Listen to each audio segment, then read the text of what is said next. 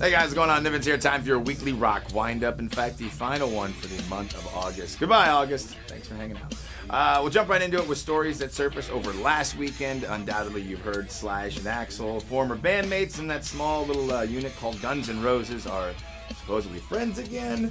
Naturally, that started up all sorts of rumors about a possible reunion or Appetite for Destruction, 30-year reunion and all that.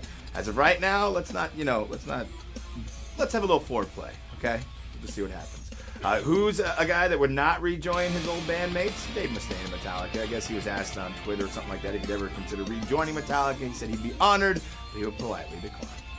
And congratulations to one of the best-known independent heavy rock labels on the planet, Century Media. This week they were acquired by Sony Music Entertainment for $17 million. A handful of bands that we know of on the label include In This Moment, Suicide Silence, and Shadows Fall. So as this all continues to unfold, I'm sure it's going to be an exciting time for those that are part of Century Media. And another one of those bummer kind of stories. I get all sorts of worried every time I hear this. But I guess last night in Salt Lake City, Motorhead having to cancel the rest of their show after only playing 4 tracks. Lemmy having health issues and back problems. Bum deal, but in other news, and I'll get to this in a minute, Motorhead rolls out a brand new album today. And to close out your weekly rock windup, of course, it's a new music, and it is New Music Friday. I was talking about Motorhead. They roll out Bad Magic, and they've got a cover of Rolling Stone's Sympathy for the Devil, which is absolutely fantastic.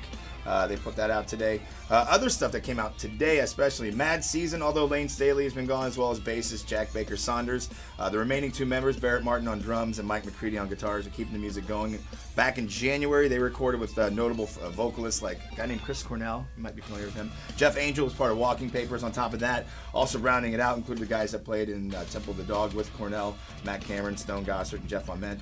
So if you're a fan of Mad Season, be on the lookout for the new CD vinyl where they teamed up with the Seattle Symphony called Sonic Evolution. Audiotopsy, which was born from the release of Greg Trevitt from Hell Yeah, put out Natural Causes, their debut album. They got a lead single called The Calling. To be honest with you, it's kind of flat. Soilwork is back with the Ride Majestic. I'm a big fan of those guys, and so far, from what I've heard, 13 tracks of 59 minutes. Pretty solid.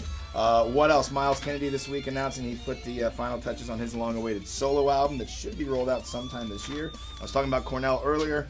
He's put out, as I've told you before, he's got Higher Truth coming out in September, but also that Soundgarden is working on some new stuff and some other things that he's not going to talk about right now.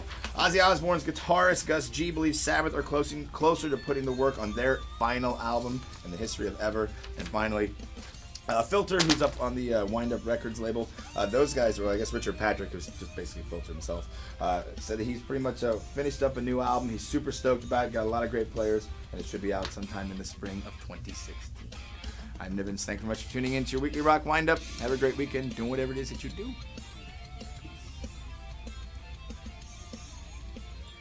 Can I get a towel and some Boss water, please? It's grueling. It's grueling.